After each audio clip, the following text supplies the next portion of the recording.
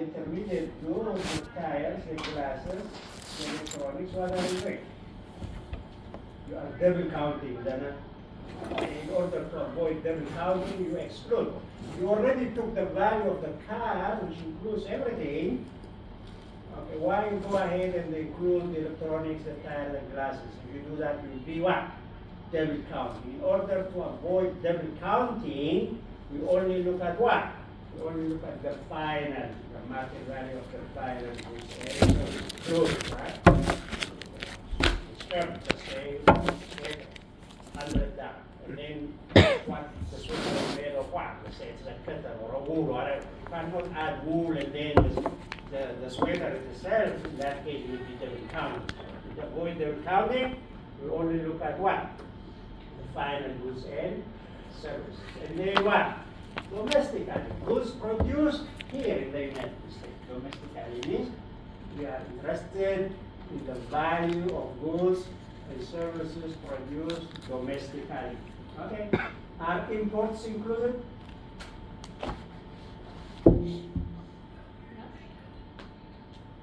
The value of goods and services produced here in the United States. Domestically. Are imports included? When we look at the value of goods and services produced domestically here in the United States, it means that the interest here is not the value of goods produced abroad, right? So when we talk about GDP, we're looking at the market value of all final goods and services produced domestically in a given period, right? In a given period, let's say 2024, 2023. Or first quarter of 2024, second quarter of 2023, given period, right? Okay. Are used goods included in the GDP of 2024, for example? GDP of 2024 would be the value of goods and services produced domestically in 2024, right? In the GDP 2024, do we include used good, right? Used car produced in 2020 or 2023? Are they? No. Okay? Why is that? Because they are already what? Counted for the year when they were produced. You see what I'm saying? The used goods are not included in the capital. Our interest is in a given period of time. What is the value of goods and services produced in 2025, for example? First quarter 2025. Everything else produced before that are not included because they were already counted for the year they were produced. You see what I'm saying? Okay. So, GDP, gross domestic product, is the market value of all final goods and services produced domestically in a given period of time. We have an equation on the definition of this. Any question? Is that okay? The market value of all final goods and service products. Just remember what we mean by market value. We'll see that also. What we mean by final goods, intermediate goods are not included. What we mean by domestically, goods produced here in the United States in a given period means 2004, 2003, 2002, first quarter, second quarter, right? Like that. So this is the definition of the GDP. Okay, so we have to avoid multiple counting, right? To avoid multiple counting, what we do? We take the market value of final goods and services, right? Final goods and services. You cannot count the value of the shoes and then the leather, the sole, everything that went into it. Just like look at the value of the shoe. Ignore intermediate goods. What are intermediate goods? Intermediate goods are goods that are used to produce other goods. Intermediate, right? Intermediate goods are goods that are used to produce other goods and services. Or we have a look at the value added, we see that domestic output only. Okay, only goods produced in the United States. Domestic output only, right? For other countries, they have their GDP. Here, when we say GDP of the United States, we mean goods or output produced in the United States.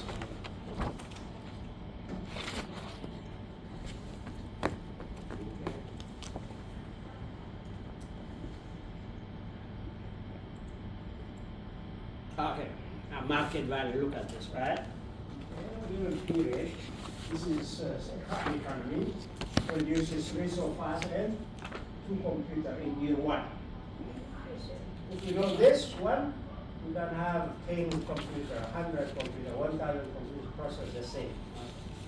One first year, annual output resource and two computers. What is the market value produced in year one? The market value would be 3 times from the resource plus 2 times 2,000, which should give us what? 5,500. Resource, two computers. What is the price of the resource? Each 500. What is the price of computer? Each 2,000. You see what I'm saying? So 3 times 500 plus 2 times 2,000 will give us 5,500. That would be like a GDP for economy that produces just so far, right? And computer. This is just to understand what we mean by market value. If we know this, it means you can add the number, right? What if we have 4 output? What if we have 5 output? So just multiply with their respective price and add them up. What about year 2? What is produced in year 2? Year 2, well, they produce 2 so fast, and that's 3 computers, right? So what is the market value then? The market value would be 2 so fast multiplied by their price, 2 times 500, plus 3 computers multiplied by their price, 3 times 2,000. You add them up, that will give you 7,000. Right? So this is the market value. What happened to the market value from year 1 to year 2? Increased from 5,500 to what? 7,000. To 7,000, right? 5,500 to 7,000. What does this tell us? This is simply telling us what do we mean by market value, right? The quantity produced multiplied by their respective prices and add them up, right? The quantity produced, 2 so far, multiplied by the price, 500, 2 times 500. Okay, and the quantity of computer produced, 2, multiplied by the respective price, 2 times 2,000, and then you add them up, that will give you 5,500. This is what we mean by a market value. This is the value added approach. Okay, we see this just one time. Once we understand the meaning, we are not going to use this anymore. What do we mean by value added?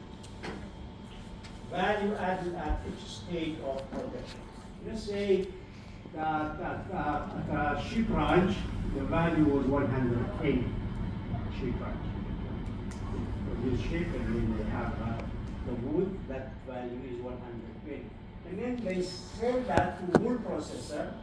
The wool processor adds a value from 120. What is the value added?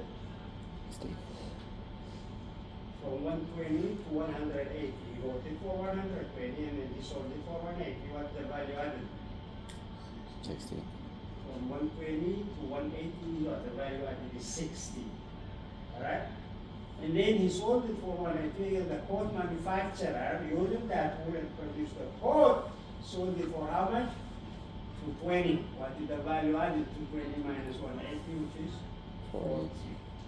And then the coat manufacturer sold it to the wholesaler, okay, for 270. The wholesaler put 17 together and sell it to the retailer, and the goods for 350. The retailer sells the goods for 350, and what the value added? The value added would be 350 minus 270, the kilo, because wholesaler 270 minus 10. So the value added, look at this. The value added is 120 plus 60 plus 40 plus 50 plus 80 add up to what? 350. But you can get that 350 just by looking at by how much, at what price is the cost sold by a retailer, which is what say 50. You see what I'm saying? You can either take the market value of the coat at the retailer, which is 350, or you can just add up the value added, 120, 60, 40, 50, 80, which will give you also 350. This is basically what we mean value added at each stage of production. Produce sheep and then sell the wool to the coat manufacturer. The coat manufacturer produces coat and sell it to the wholesaler. The wholesaler had things and then what? Sell it to retailer, and the retailer also fix everything, put the price tag and all that, and sell it for 350 and so.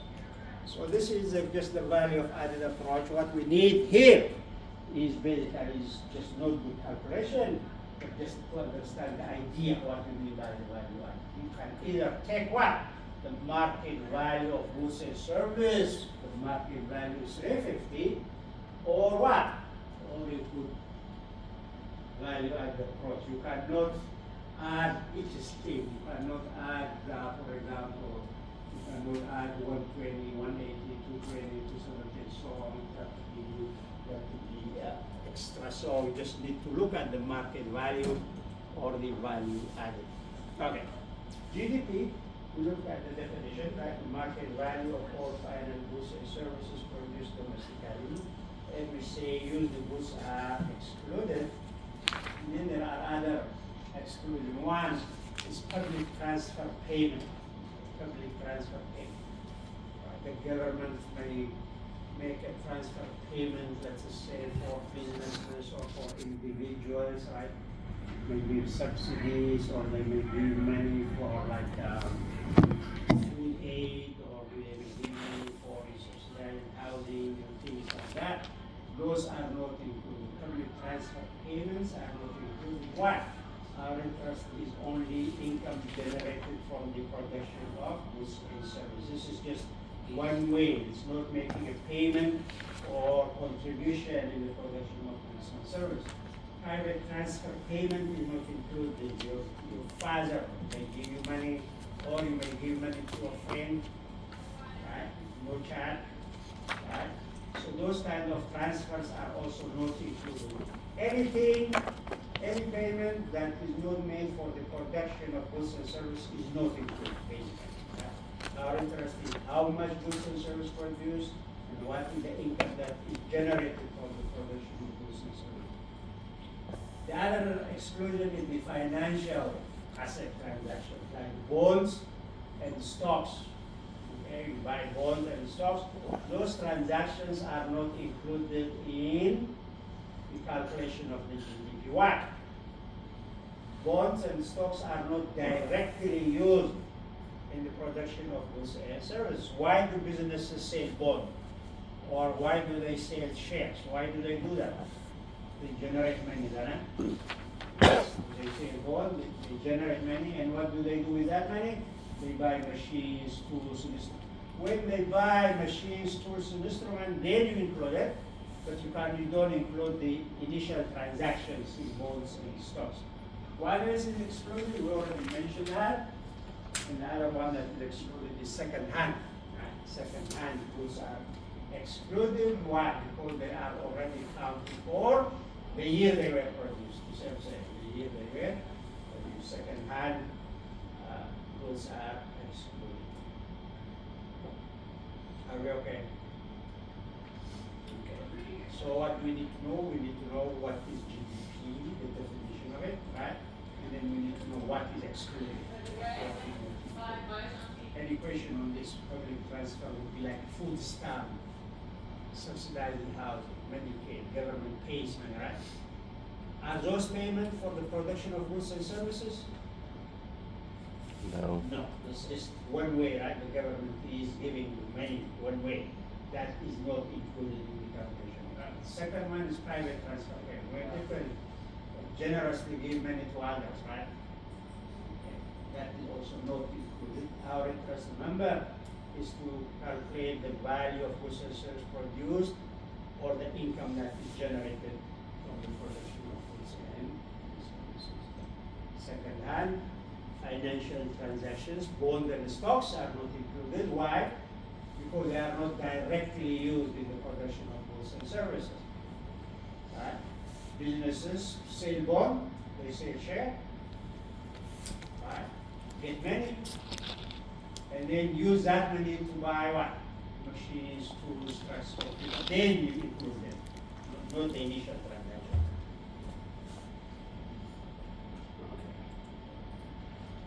Then we have these two ways of looking at it. Any question before we move on? Any question?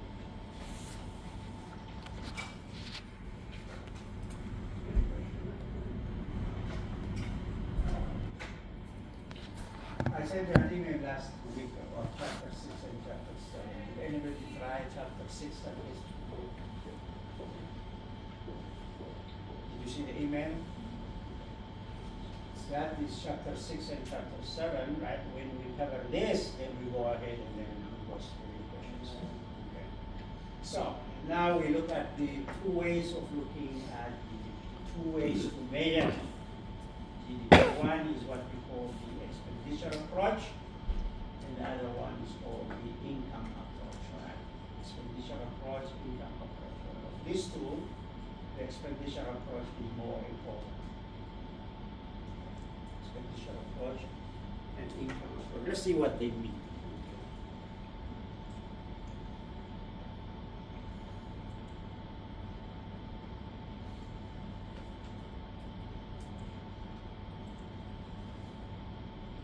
So let's see.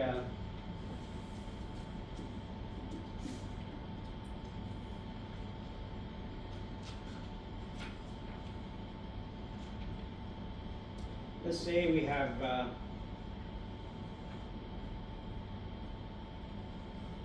this is the production, right? These are goods and services produced, let's say, in the United States. Let's say this is 2024.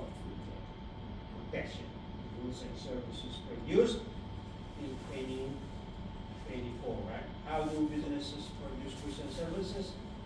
They rent a place, they hire workers, right? Okay, they use machines and then they produce goods and services. Now, these goods and services are sold. Who buys them? Okay. Who buys the goods and services that are produced? Well, who buys the goods and services produced in the United States? Number one is what? That's right, consumers.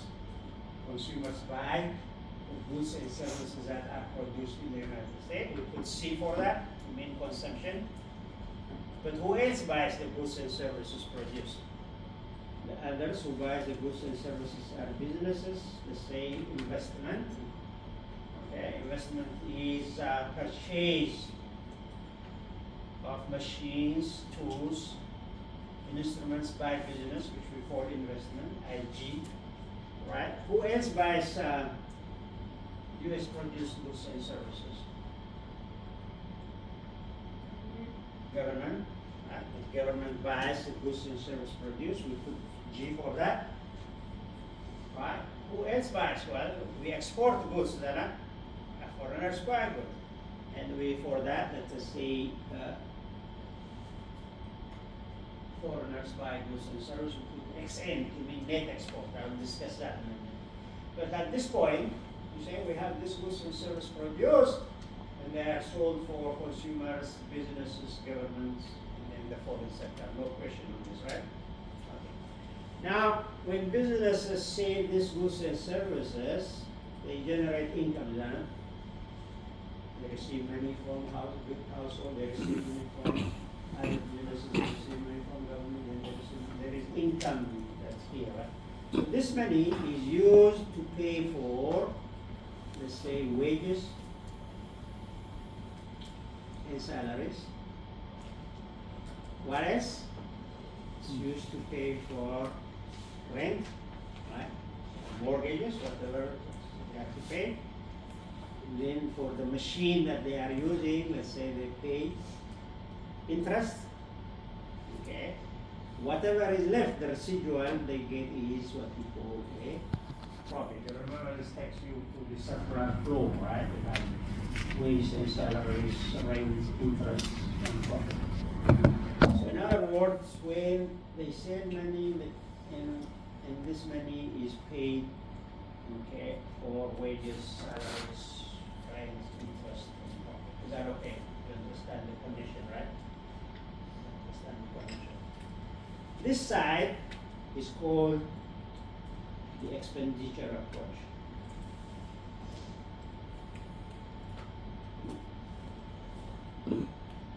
In other words, to come up with the total value of goods and services produced, okay, we just need to add what? Spending on consumption goods, investment goods, government, and then what? And then the export, add them up, that will give us the expenditure approach.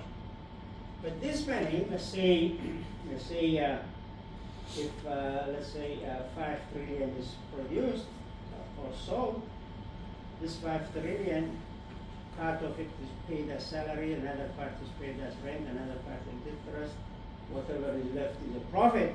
Okay, this side is called the income approach.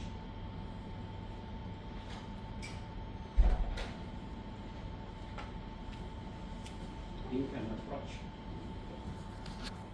You either add the expenditure made at the goods and services produced, or you add what income that is generated from the production of goods and services, which is wages, rent, interest, and profit.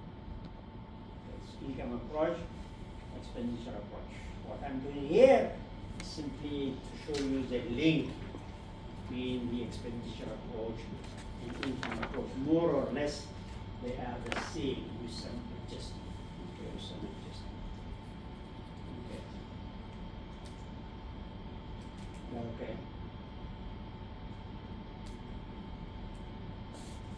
Okay. Now let's look at the expenditure approach in detail.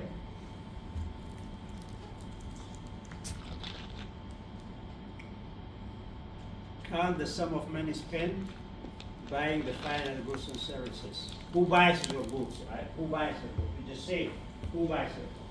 Consumers. The consumers buy, businesses buy, government buy, and then the foreign sector buy, right? Income approach counts income derived from the production, right? Income derived from the production, and those are what? Wages, rental income, interest income, and profit. That's what I just showed. You start with the production, and then who buys those goods and services, right? And what are the income that is generated from the production of goods and services, or the income approach.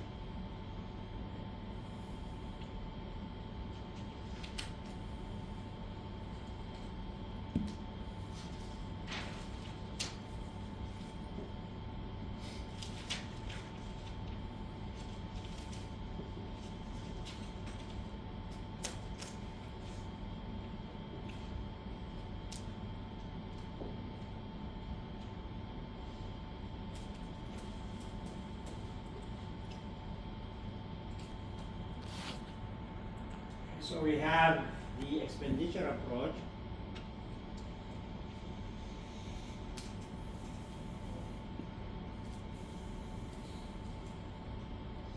Expenditure approach, you say gross domestic product is equal to consumption plus gross private domestic investment plus government plus net export plus net export. GDP, expenditure approach, how much consumers or households spend on goods and services, how much businesses spend, okay, on goods and services, how much government spend, and then we have what? We have net export. That is the expenditure approach, right? We have a production, who buys them, households buy them, businesses buy them, government buy them, and then what? Foreign sector buy them, right? Those are, add them up, that will give us what? That will give us the expenditure approach of measuring what? Expenditure approach of measuring the GDP, gross domestic product. Okay? So we have consumption. The symbol we use for consumption is C, consumption. Simply household purchase of goods and services, right? Household purchase of goods and services. What type of goods and services we buy? One is durable goods. Okay. Durable goods. We buy cars, we buy fridge, we buy stove, durable goods, right? Goods that last for a long period of time, more than a year. Durable goods. We buy this. What else do we buy? The other type of goods that we buy are called non-durable. The other type are non-durables, right? What would be an example of non-durable goods? Anybody? Something that lasts. We buy them, but they don't last long. Lots of them. Food. Food is non-durable. Clothes is considered also to be non-durable. Anything that we buy and use them in less than a year, non-durables, right? Durable goods that last for a long period of time. You buy a computer, 4% of computers, right? You buy a fridge, you buy a stove, you buy those kind of cabs, last for a long period of time. And then what else? We also spend durable, non-durable. What else are we spending on? We also spend on services. Right? And services are by far the most important one in terms of how much we spend. Services include what we pay for transportation, right? How much we pay for transport, how much we pay for health care, right? Any type of service. Okay, we buy more for services compared to other goods and services. So when we talk about consumption, remember these are durable goods, non-durable goods, and services. And this is for which one? Let's see, right? Consumption. Consumption is simply what? Consumption is simply spending by household, right? How spending by household. And this is where we spend on durable, non-durable, and so on. The next one, we need to read a little bit detail for the next one. And that is IG. Okay, this is gross private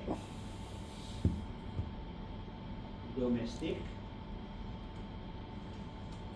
investment. Gross private domestic investment. Gross private domestic investment. When we say gross, we mean includes depreciation and not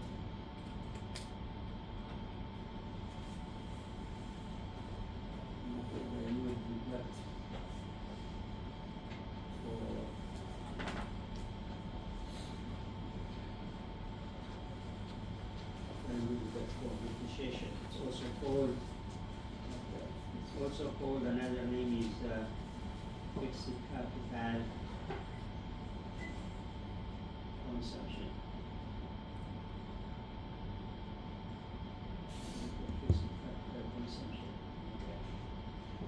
Well, when businesses produce goods and services, right, what happens to the machine, to the value of the machine that they are using? It depreciates, doesn't it? Depreciation. When you use a machine, the value of the machine depreciates. When we say gross, we don't take account of depreciation. Depreciation is not deducted. We will see. And then we have private means investment made by whom? By the private sector, businesses, right? Make investments. Not the government, but business, private sector. Okay. And when we say investment, that is also, remember, this is spending on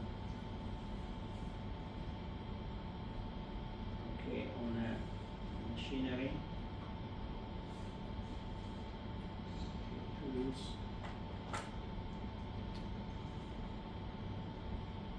instruments and so on.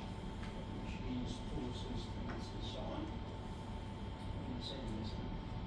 So we say, how much do businesses say invests on new machines, new tools, new instruments? That's basically what we mean by investment. And then another thing is housing construction.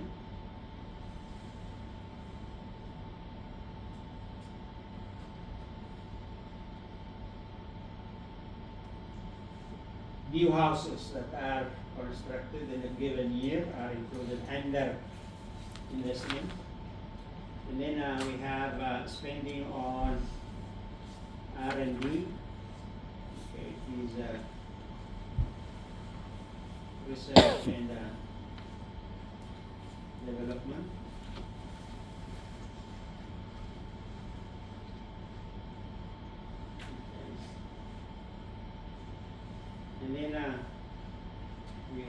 spending on arts.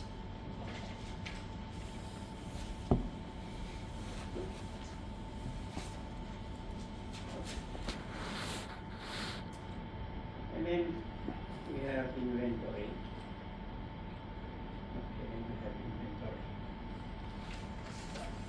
Let me put it here so that you can see here in detail, and then we'll talk about it. Okay, we have here.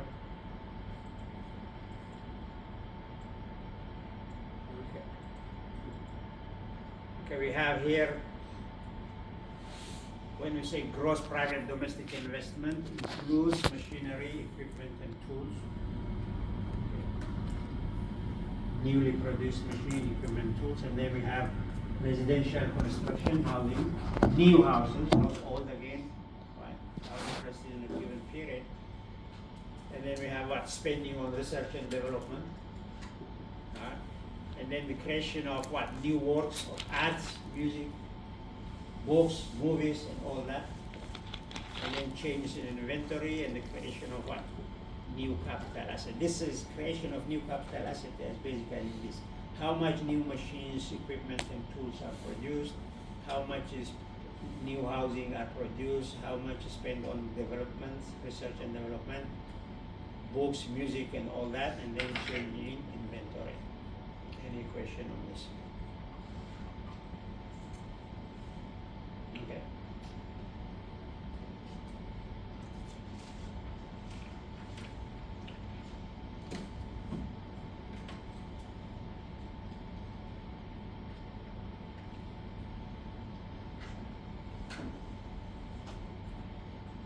You can see here.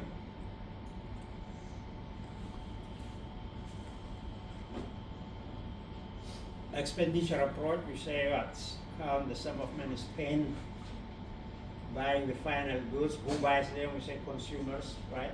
Businesses, government, and the foreign sector, which is called the net export. And the revenue that is generated is paid as what?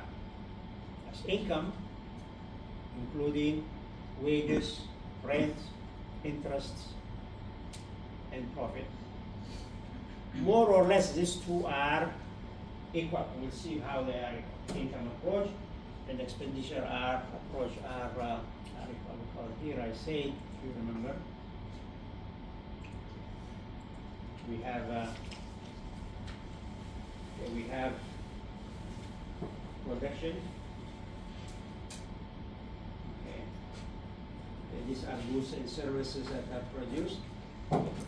Who buys them? Okay. Okay. Who buys them? Who buys these goods and services? We say what? Consumers, businesses, government, and the foreign sector. These are the expenditures, right? On goods and services. How much we spend, how much we spend. And they are also revenues, isn't it? What we spend is revenue to businesses, isn't it? Okay, whatever we spend is the revenue to business, right? Isn't it? Okay?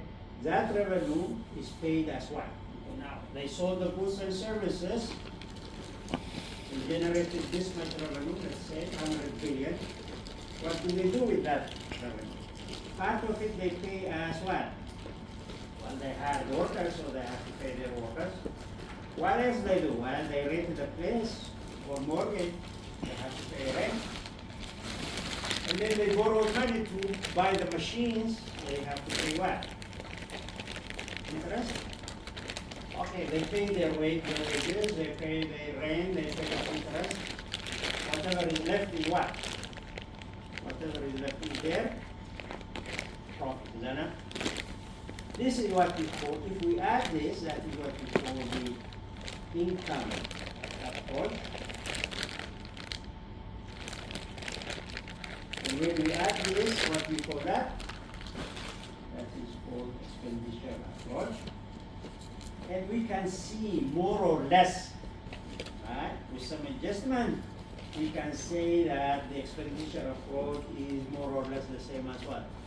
Income approach, isn't it?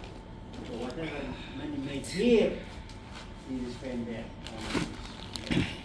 So more or less these two are equal, and we see how we can make them equal. Roughly, you say they are equal. Okay. And then we have this here. And we have here, right? This is the consumption expenditure approach. We have consumption, we know that. Gross private domestic investment, IG. We have government, and then we have expenditure by foreigners, which will give us GDP. Right? And revenue collected here is used to pay for wages, rent, interest, and whatever is left is profit. So GDP, you can see here, the expenditure approach is roughly the same as what? Roughly the same as the income approach. The two approaches are roughly the same. Either you can add income that is generated from the production of goods and services, or the spending made on the goods and services that are produced. Okay. Then we look at here, the most important one is here, right? Okay. You see the expenditure approach. The seeds, you see that, right? The seeds expenditure approach. We get that from the receipts, households, businesses, government, spend on services. Okay. Now, this is for 2021. How much do households spend on goods and services? They spend roughly how much? 15 trillion, right? Or $15.7 trillion, or $15,742 billion. Okay. How much do businesses spend? Businesses spend $4,120 billion, or $4 trillion. And how much the government spend? Roughly $4 trillion. And what is the net export? The net export is negative 980 billion. Okay. So the gross domestic product at the market is 22 trillion. For the US GDP, 2021 was roughly 22 trillion 996 billion dollars. The US economy in 2022 or 2021 was 22 trillion dollars roughly. Right? Okay. What is the largest component of the US GDP? The largest component is what? You read it. What's the largest one? Huh? Expenditure, households, right? Personal consumption expenditure is the largest. You see that, $15 trillion, right? Compare that with government and investment, which are only what? $4 trillion, right? You see what I'm saying? So here what we need to know here, okay, roughly we have an idea the US economy is roughly about how much? Well, about $22 trillion or $23 trillion and so on, right? You don't go wrong with that rate, 23 trillion and so on. And what is the largest component of the US economy? Well, the largest component of the US economy is what? The consumption, right? Household spending on goods and services, household expenditure. If something happens to the household expenditure like now, right, the US households are less optimistic about the economy because of the inflation, uncertainty, and all that, and households spend less. When households spend less, what will happen to the US GDP? It will go up or it will go down? If you spend less, it'll go down. It will go down big time because household spending or personal consumption expenditure is the largest component. So if households spend less, that's going to dampen down the GDP and so on. Okay, now